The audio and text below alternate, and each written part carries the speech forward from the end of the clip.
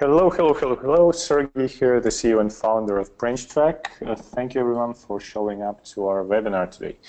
Today we have a webinar that's absolutely one of a kind, not our usual webinars where we talk about our tool or we talk about instructional design as the BranchTrack guys, but we actually have a guest of honor who will present their content in just a second. Before we begin, a couple of household items. First of all, for the duration of the webinar, everyone is on mute, except the presenters, of course. But please, please, please use the questions pane, use the chat window. Please participate in polls so that we can make this as interactive and as relevant to you as possible. I will read the questions out to Zoa and Andy. And trust me, all questions will be answered. Point number two, the webinar is being recorded and we will share the recording with you. You can share it freely with anyone else as soon as you receive it, which should happen within a business day or so. And the duration of the webinar is estimated at around 45 minutes, give or take, depending on how many questions we have. And that's it. Enjoy. Without further ado, let me introduce Zoa Bonofiglio and Andy Lockwood, the instructional designers from Auto Owners Insurance, one of our favorite clients.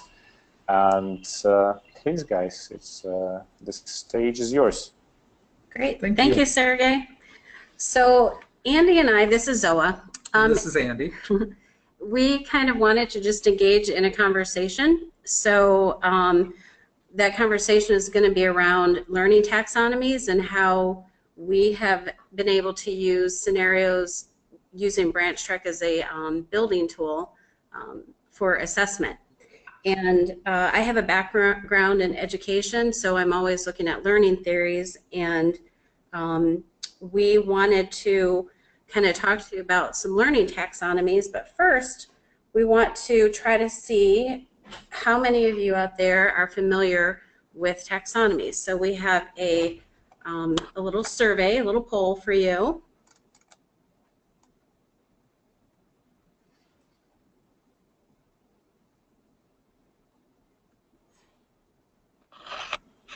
And it looks like we have quite a few that are familiar with the Bloom's taxonomy. Looks like so far, yeah. Nice. A few more seconds on this. I have to admit I fall into the middle category myself.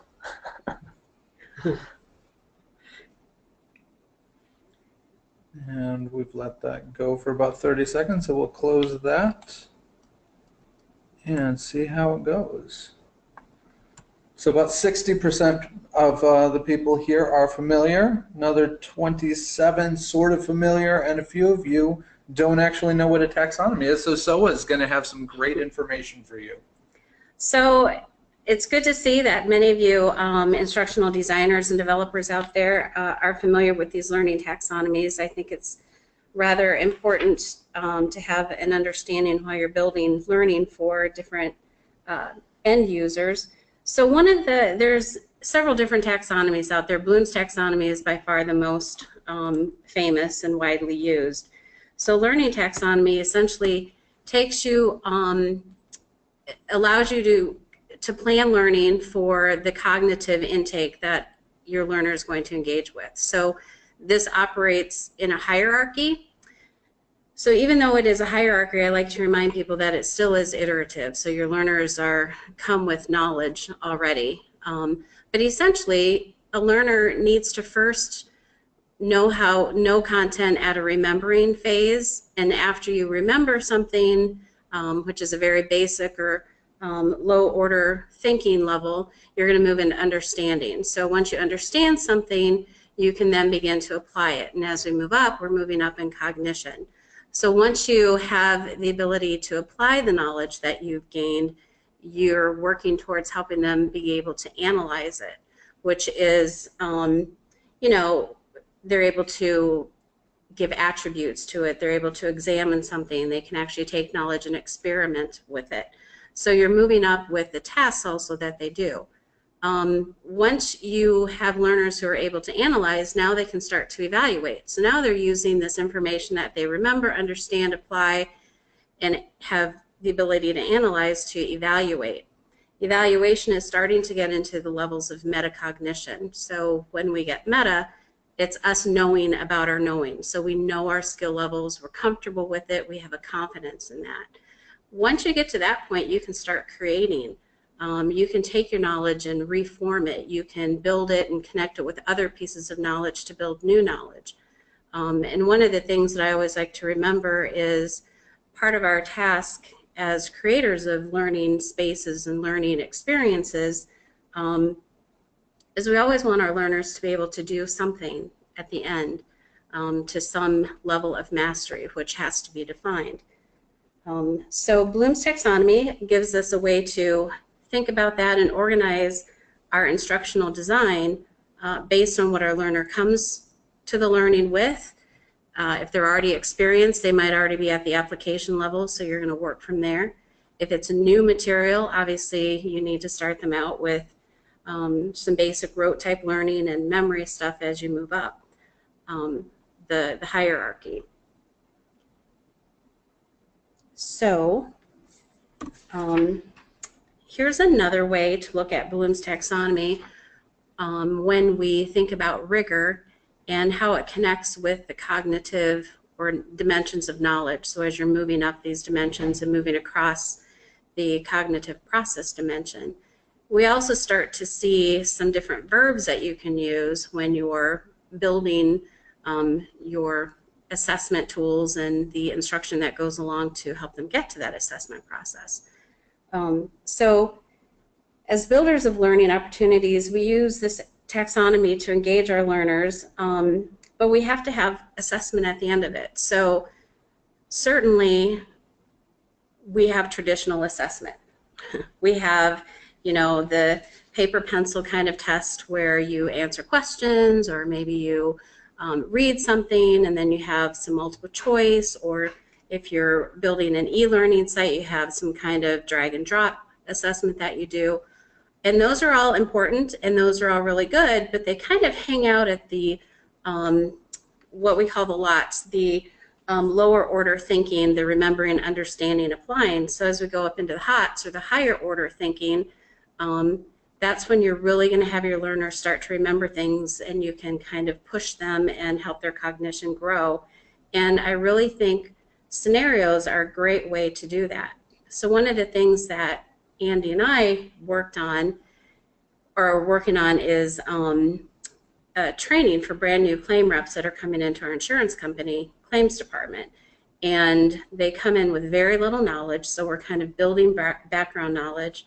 But as they engage with various activities and different videos that they're watching, we wanted some way for them to really show what they've learned in a realistic, authentic, applicable kind of way to get at that higher level of thinking, to kind of help us get into that application, analyze, and evaluation level. And so this tool, BranchTrack, has allowed us to do that.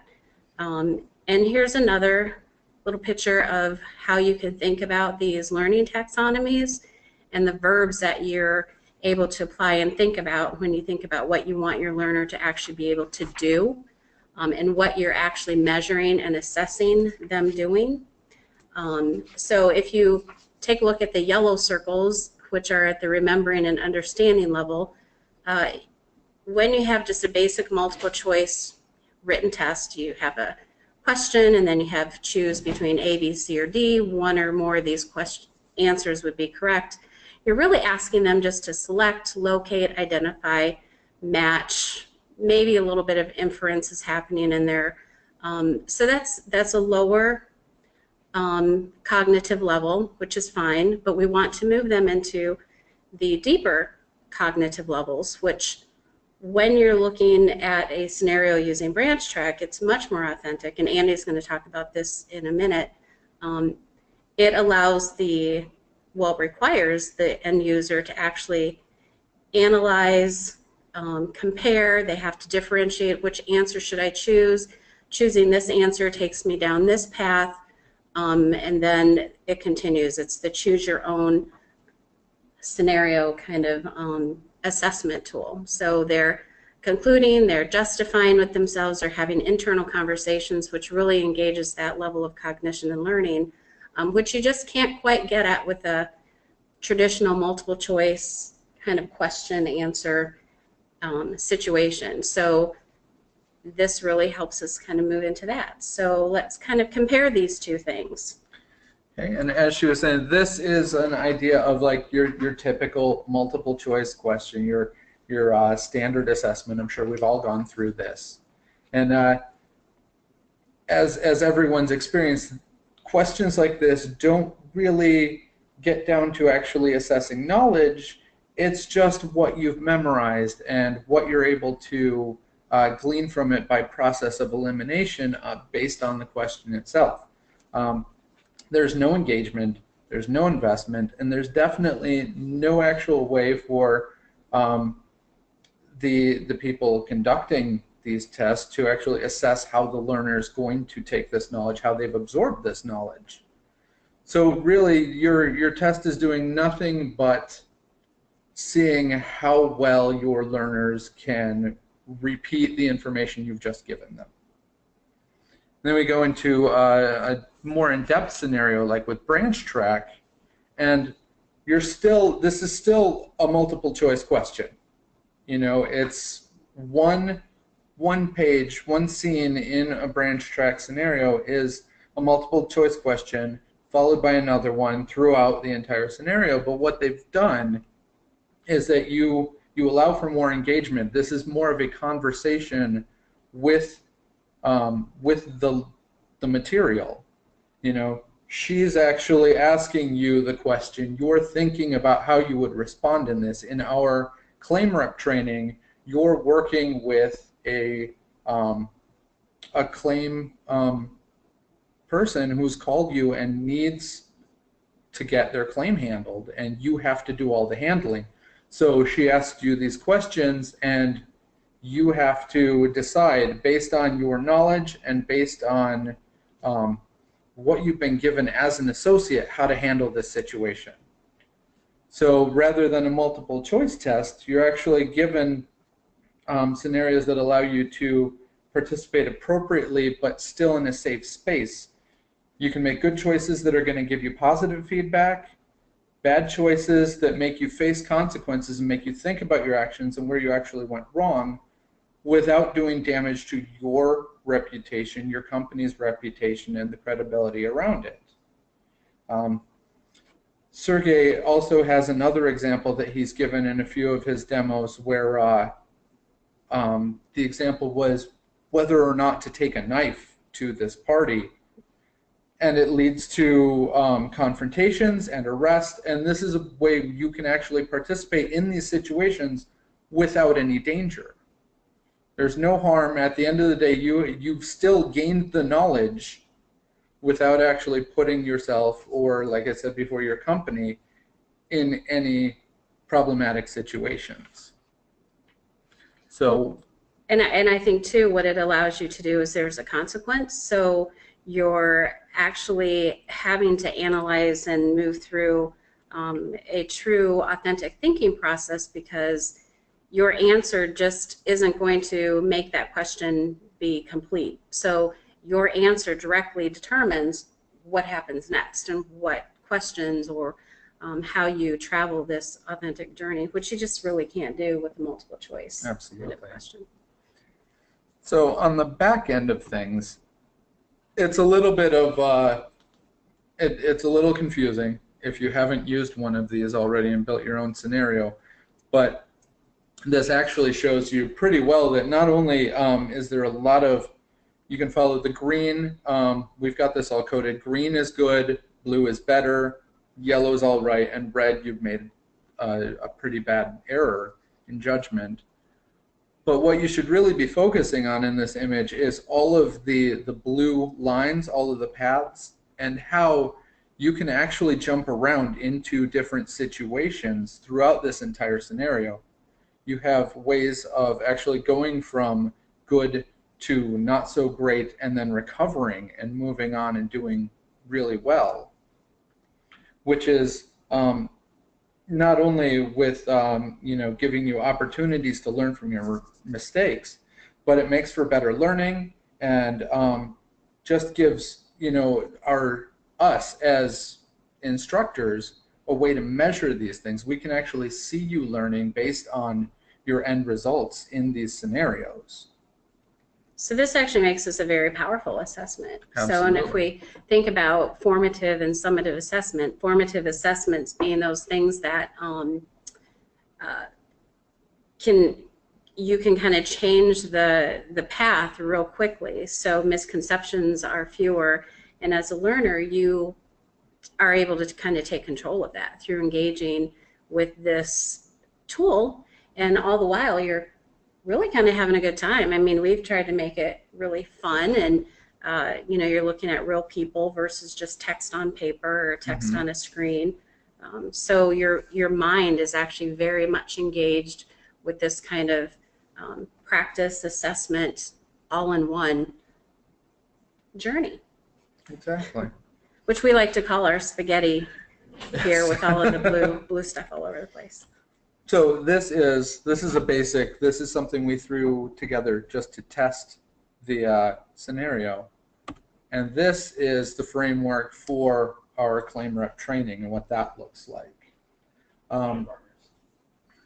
We are currently it's a situational scenario where it clearly gets more complicated, but also gives you an opportunity for more advanced engagement, a better assessment of the skills that our claim reps are trying to learn and adapt to, and still opportunities to recover from those bad decisions that are made earlier.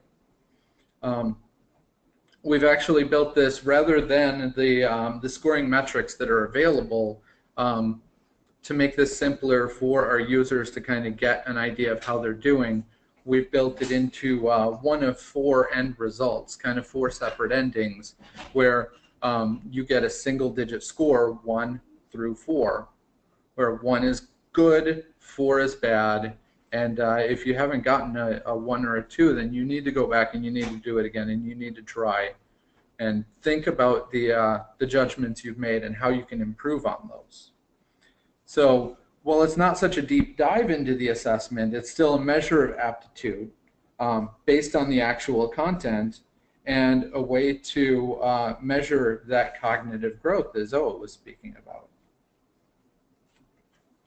And we actually have an example, just some line work, where you can actually see some of these paths. Like if you're following the green path, you actually have an opportunity that the user can actually go terrible and actually have to start over, and maybe they don't start out so well on that second attempt, but they can actually go into the far lower right, where there are some, it's much better for you to be over there. That's where your best opportunities are for actually closing this claim properly and with good decisions and good effects for the customer.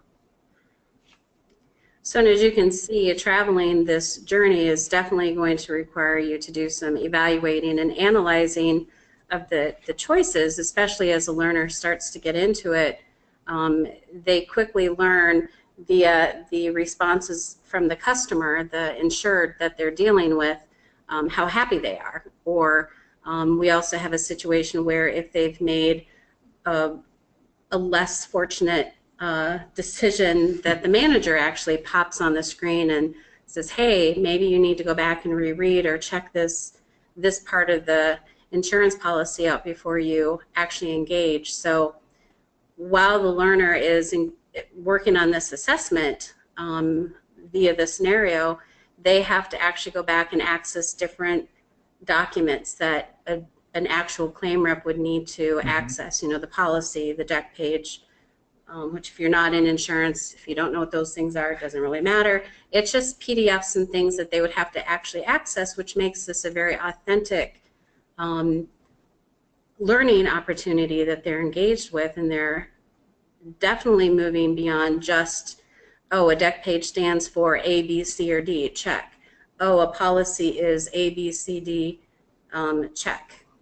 This makes them actually use it, and we can then see and kind of follow, monitor the level to which they're having success or where they're having challenges. So then we know how to kind of support them with extra work or extra information that they need to kind of guide their learning. I have a question, well, rather, Virginia has a question that I'll read out to you. So the challenge is getting enough information from SMEs to develop these scenarios. So my opinion on getting the information from SMEs is that once you show them how branching scenarios work, you cannot stop them from giving you more information and building more scenarios, but maybe your experience is different. So how do you deal with that? Where do you get all the information from SMEs to actually build these rather elaborate scenarios? Yeah, I do a lot of work with our subject matter experts. So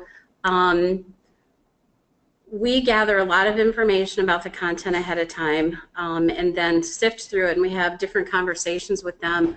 I have a degree in instructional design, so there are specific questions and ways that you can work with the SME to kind of tease out the information that they have. So very often a subject matter expert is just that. They're an expert. So they very often don't even know what they know because they just intuitively do it because they're already at that evaluate and create level of cognition. So they're already very knowledgeable, and they've never really been asked to sit down and get meta to think about what they know and to express that. So I feel like part of our job as an instructional designer is to help tease that out by asking questions and then showing them. So we had several meetings with our subject matter experts over this project so they could actually see the scenario build. But we really just started off with a big giant piece of poster board hung on the wall, and we just built the scenario. So we just created a story. So we have this this young girl who hit a deer in her car on her way home, and you know what she calls, and it's kind of what do you do from there? So what would a claim rep need to know? What would a young 20-some-year-old actually say in that kind of experience? So that's kind of how we built that. We tried to make the planning process fun as well. Right, and with a lot of our SMEs, it starts out as kind of like getting that, kind of pulling that base information from them, writing our own outline, kind of where we want it to go, and then coming back and going, fill in these gaps for us. And you really just can't be afraid to go, okay, what do you do next? And what do you do next after that? Yep. And what happens after that? And constantly reminding people what it's like to be a brand new person at something. Like, because our subject matter experts have been doing this for years and years. They've kind of forgotten what it's like to be a brand new claim rep. So you kind of have to bring them back to square one and refresh them as well. Yeah, I think that's. Sorry, I have a related question while we're still on the subject of SMEs. How much time do SMEs kind of give you to develop this? How much time does it take to develop a scenario like that? And how much time does it take to review like a scenario like that? Do SMEs ever tell you, like, can you make it simpler? Do they get confused? We tend to actually, we had a couple of really good SMEs working with us on this who kind of understood, because we worked with them with every iteration. A couple of the reviewers did not get it so well. So you kind of have to pick and choose who gets to see what information. And when in the process. Yes. Our testers didn't actually, they don't get to see the whole thing. They actually play test it. And if they come through and find things, then we need to go back and look at that. But our SMEs, it was kind of, we took each branch at a time. Like, this is what we're doing. We're going to go through the bad part. So they screwed up here. Is this right? Is this accurate? Where did we mess up? And then we take them through the next one and just keep trying to iron out all those trips and problems that might be in there. So I think from a timeline, this is definitely a much more complex scenario. and it's within a course. So our learners actually go through a lot of different things before they get to this scenario, including other smaller scenarios.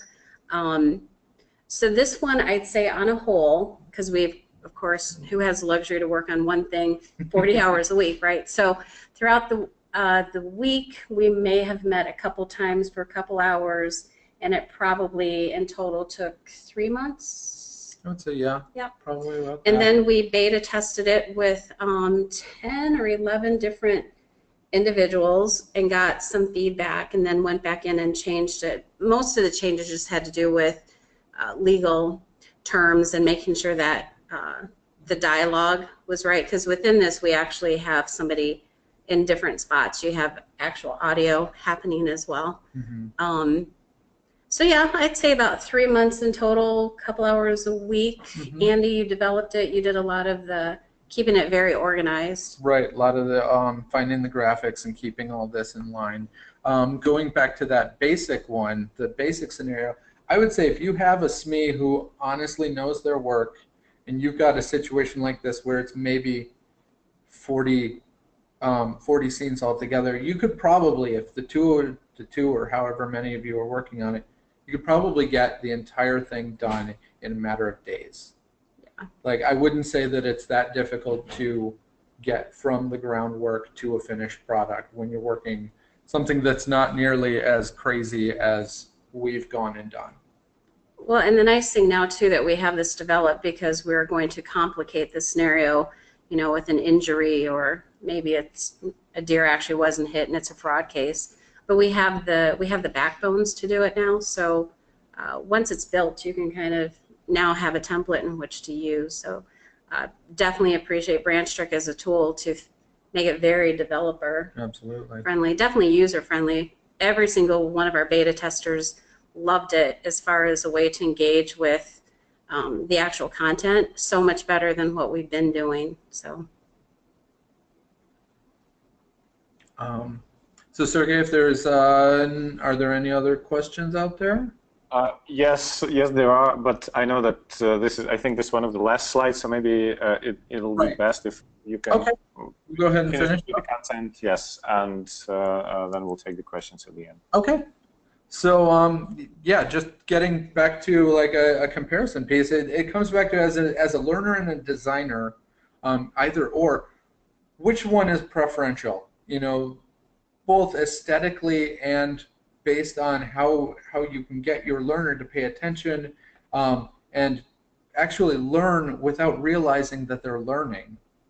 One of these, you know, measures how well they can repeat what you told them and how well they can read what's on the paper. The other one actually measures by engagement and applies the situational content, and that appeals back to Zoa's higher operational learning and shows that, you know, like they're getting this. Maybe they won't do this for a while after you've taught it to them, but they'll still have that start of the muscle memory figured out, and they'll understand far better than they would if they would have just read it and then closed the book and moved on. Yeah, definitely. It allows us to be an experience that the brain is going to be able to remember more. So anytime you can allow your brain to create more than one synapsis, one way to access a piece of knowledge, you're helping that learner move up in their cognition. So a scenario is actually being engaged in a real life situation. I'm looking at a person, I see a scene in the background. Sure, there's a question and there are some answers I have to engage with, but it's real. It's not as real as real life, but it's pretty darn close when we start to imagine what do we want the learner to actually experience during this learning time. So as an instructional designer, I pretty much enter all of my designs from a learner-centered perspective, and I ask myself and my subject matter experts, what is it that you want this learner to be able to, what do they need to know? How are we going to make sure that they have an engaging experience learning it? And then how do we assess that they know what we need them to know? And I think scenarios are just a really terrific way to kind of get at all of that at a deep level, and provide an actual learning experience that the end user can carry with them into the next learning experience. So that's kind of our thing in a nutshell. Yep.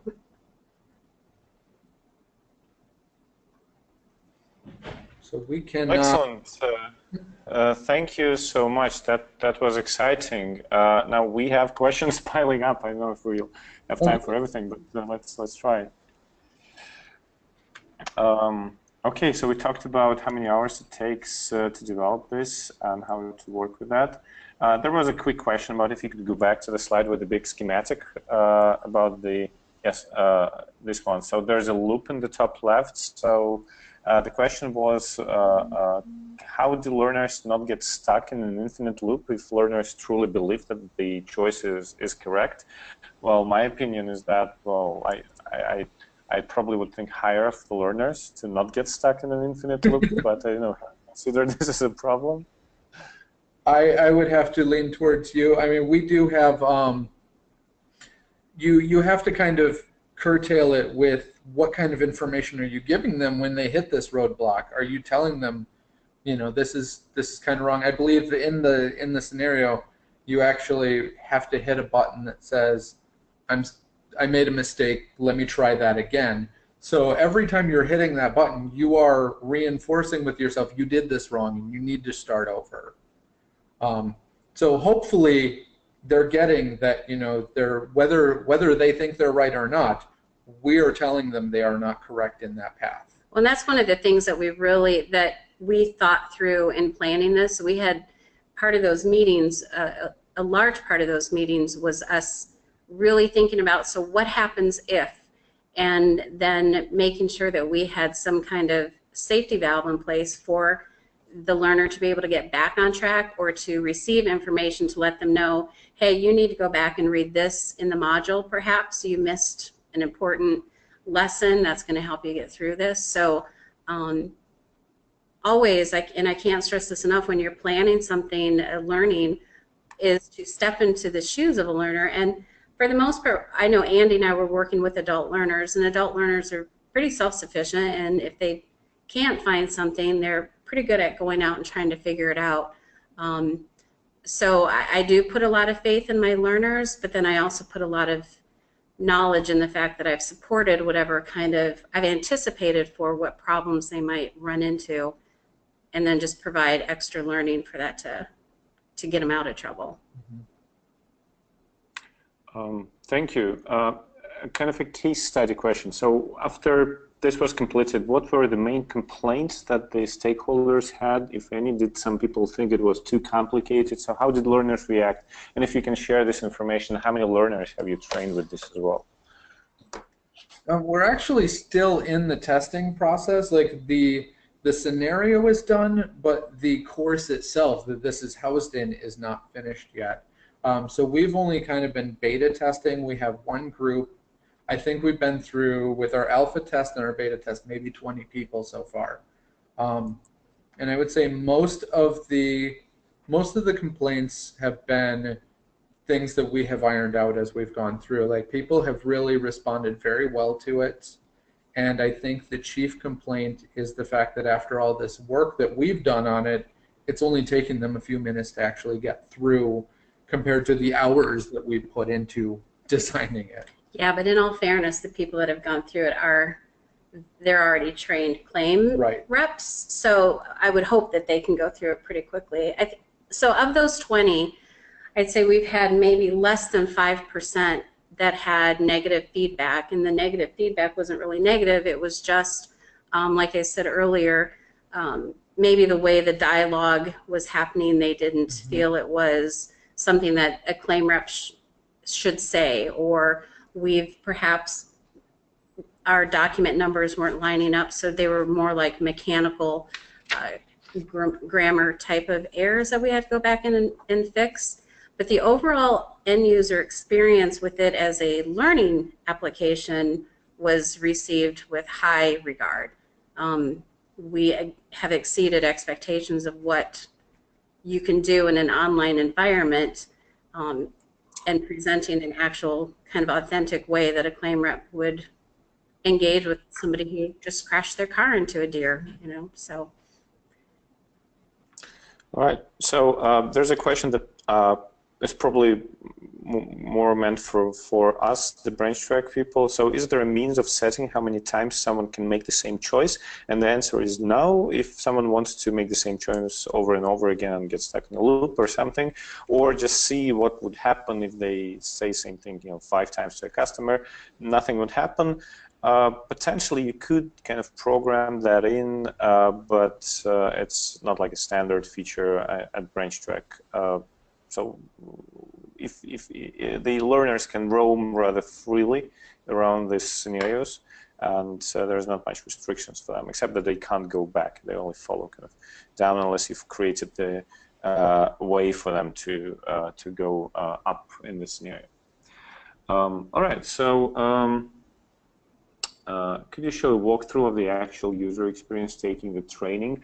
I'll actually have to kind of relegate this question to, I think next week we have a demo webinar, but please stay tuned. We'll email the schedule for you anyhow, where we talk both about the editor experience, so how you build this stuff, and we also show how learners actually play these scenarios. So stay tuned, so join another webinar where we actually do the demo part. Okay, so that's a great question. So would you say that emotion plays a role, that people remember better when we invoke emotion, and scenarios and characters and stories enable us to tap this emotion? So what's your take?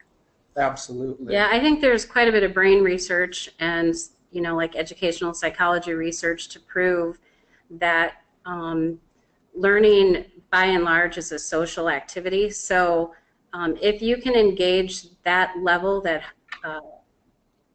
that level with the learning, again, the brain has more ways to access the knowledge as it stores it into long-term memory.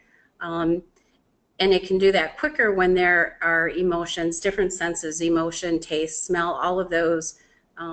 There's a lot of research that shows that that's going to help that connection happen quicker, which is part of your moving up into the analysis, evaluative, and creative perspective. It becomes more engaging. The learner is more involved, takes a much more active role versus a passive role. So the more you're at that remembering, understanding phase, it's pretty passive learning that can happen. Like you're not necessarily engaged. As you move up, the learner is a part of it.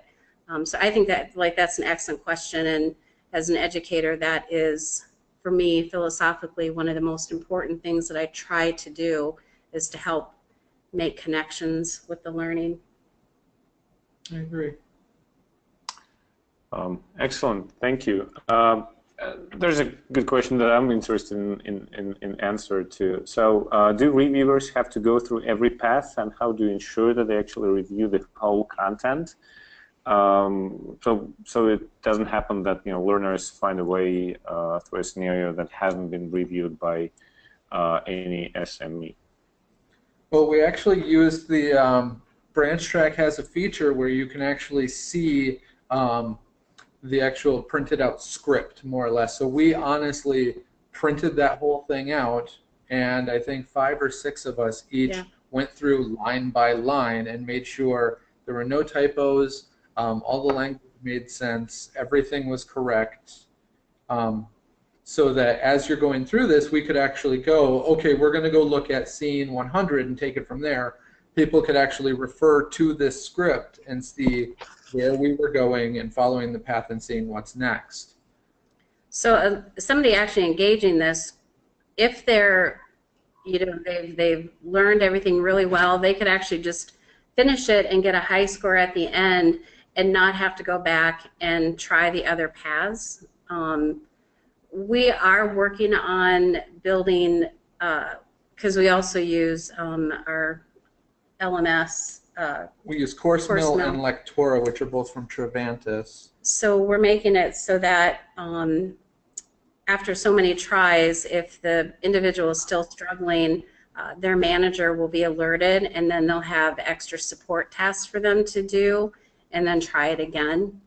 So we don't want them to get stuck in that loop of always getting a low score. And Right. I mean, the point is that they learn and that they're able to then handle claims at the end of this.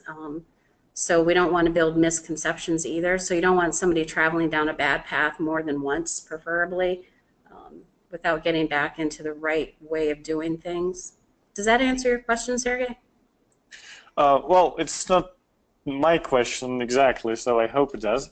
There's another question that I will actually take. So, is it possible to see which paths are mostly taken by learners, and if so, is it possible to actually go back and readjust the map, the flow chart of the scenario to assess a higher level of taxonomy? The answer is yes. It's possible. BranchTrack actually collects all the playthroughs so that we know which paths are more and less traveled, so to say. So let's say if you see that there's a scene with, let's say, 2 choices and one of them is wrong, and you see a lot of people taking that, you'll notice that, and you'll be able to kind of dig into what's happening. Maybe the information is wrong, maybe it's the text is confusing, or maybe learners are just trained wrong for some reason, or something else. And that's just just one example of how we can use this insight feature into what's going on in the scenario. So yes, and actually this kind of analytics is what makes BranchTrack stand out, and is something we want to kind of build upon this year as well, with more features linked to analytics and insights. So stay tuned. We'll be presenting a lot of stuff to that effect.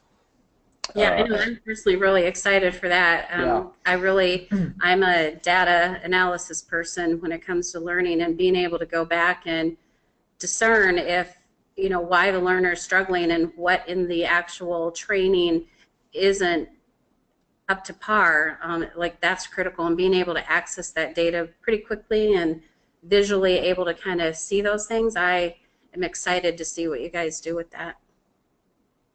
All right, thanks. A question on reinforcement versus initial learning. So where do you think scenarios play a more important role? Well, I think our scenario is more designed for initial learning. It also reinforces. I think that's that's an interesting question. Because I definitely think we have done other courses where more or less our job was to reteach processes that have been wrong, and I think BranchTrack would have benefited that really well, in the fact that we could have gone through and used scenarios to teach them instead of the course development that we did then. So I mean, there's no real wrong. No, I think it comes down to the goal and what you are doing with it and how you plan it out. I think and where you put it in the journey of the learning, I think it can operate on either one of those planes quite well. All right, thank you. The question, unless you're tired and you want to wrap up, we have about 5 questions, I think, remaining. So do you use this for a repository that gets referenced following the training, or is it kind of like a one-time event, this scenario? No, they'll have access to this along with all of the other resources in the course after they're done. It's been purposely designed to not just be an activity or an assessment, but to be a resource. So if they want to, I mean, this is part of adult learning. If they want to go back and kind of explore something, or relearn something, or touch base with something again, I want to make sure that they have access to that. Mm-hmm. Well, here's a big question that I think will be good to actually wrap up. Like, it's probably worth a whole new webinar, but let's try and answer that. So, could you please comment on the difference between a learning objective, which is limited to a paint by the numbers, or follow a checklist or something like that, like kind of basic stuff, versus how to paint a portrait or analyze a problem? So the person that's asking this, their population are field engineers. So if you had to go, let's say, above claims reps into people with kind of more elaborate job descriptions, do you think scenarios would still work? I do. I think, again, it comes down to that authentic learning space. And when you're, what Andy and I work with is really distance learning and e-learning, so kind of trying to figure out how to mimic any kind of situation scenario is going to be the thing that I turn to from a design perspective. So especially people in the field, there are specific things that you want them to do and specific things you don't want them to do. So as far as a learning objective, it's all learning, because at the end, learning is about helping them know how to do something confidently and effectively.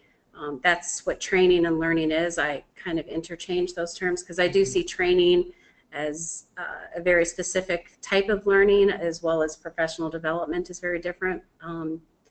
I do think that is a good webinar topic, though. I personally think, just from a user experience side of things, the closer you can get to real is going to be better for your learners, regardless of the level that they're working on and how much experience they have. There are some pieces of learning that you can't get around. It's going to have to be talked to. It's going to have to be read.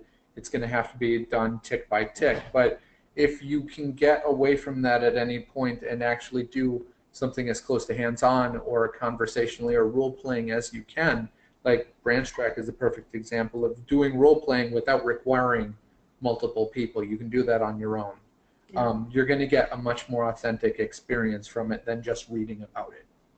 Well, and I think, too, if you're thinking about people in the field, and I know with 2.0, this is on, you can put this on your phone. Like, there are many different ways to access this. And if you think about scenarios from like a micro learning perspective, and if people are in the field working on certain things and they need to access specifically, how do I engage in communicating with this person, they could do something ahead of time where they're actually engaged in an authentic scenario to kind of help them think about the language that they're going to use, the tools that they're going to use, which again is more engaging versus just pulling out a pamphlet and reading through, this is what you should do, this is what you shouldn't do.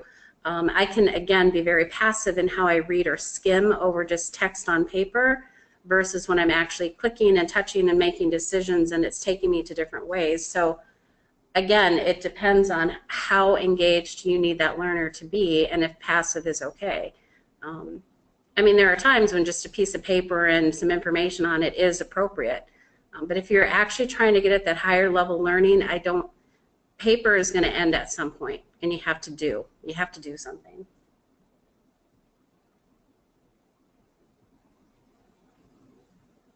Thank you. That was an excellent answer. There's another question that I'll probably will make this the last question. I'll take that also myself. So, do you do any role alignment evaluation with performance? Can you use BranchTrack to determine whether a person is right or not right for a role? My answer is yes. We actually know quite a few customers who do that and who have integrated BranchTrack not as much into e-learning processes, but into recruitment processes. So you can let someone play a branching scenario as part of their application process, and then you can use either just purely the points information from that to say that you've scored too low. Let's talk about why you did that or you can actually look into their specific answers to specific challenges, and you can use this as material for a job interview, for example. So it's actually quite a popular use case. So we have quite a few questions actually, but we're running out of time. Question to you, Zoa and Andy. Do you think you can share your contacts, or would you allow us to share your contacts when we send out the recording, so that if anyone really wants to continue this conversation with you, they can take this to kind of email and so on? Do you think that would be all right? Yeah, I think I would absolutely. love. I love talking everything education and cognition. So we may not have all the nerd answers, but we can try. All right, excellent. So we'll do that. We'll share our contacts for our presenters when we send out the recording, and please feel free to talk to them direct. I love it when people connect based on BranchTrack and form these little communities of practice. So that would be great. Thank you so much. Thank you so much for joining today to everyone, and thank you Zoa and Andy for hosting this excellent webinar. I think this is the most popular and certainly in terms of questions, most popular session we've ever had. So I really hope that everyone enjoyed it. For those people who still stick around, there is a quick question to you just to top it off. So. It's a quick yes/no question. Would you like to share your own story in one of our next webinars? So if you say yes, we'll contact you and talk about it, and that'd be great if you could. If you've built something or if you've used branching scenarios, not necessarily built in BranchTrack somewhere, or you have any instructional topic to share with everyone around doable stuff. So please say yes. We'll reach out, we'll talk about it. It's not as scary as it seems, and Zoa can attest to that. We had a great time. We did. It was Thank fabulous. You. Thank you very Thanks much for for having us. Yeah, it's great. So yeah, I'll give it a few more seconds, and then I'll run another poll. Those people who endured until the full hour almost, I'll ask you to rate this webinar, and typically when you let people fall off for the first 10 minutes, then those who stay rate it higher. So let's hope this rating will be biased. All right, I'm closing this poll. Thank you. We'll reach out to everyone who said yes, and if you said no, but you just kind of change your mind at some point, please don't hesitate to let us know. We'll have to talk to everyone. Please rate this webinar. Thank you for attending. Thank you, Zoa and Andy. It's been really great. We'll send out the recording in the next business day or so. If you have any questions or you want a demo of BranchTrack, please reach out to us, branchtrack.com or hello@branchtrack.com, and we'll set you up. We'll also email everyone schedule for future webinars where we talk about exciting things, but this session has been truly one of a kind. Thank you so much. Thank you. All right, so that's a wrap. Thank you so much. See you next time. Bye-bye.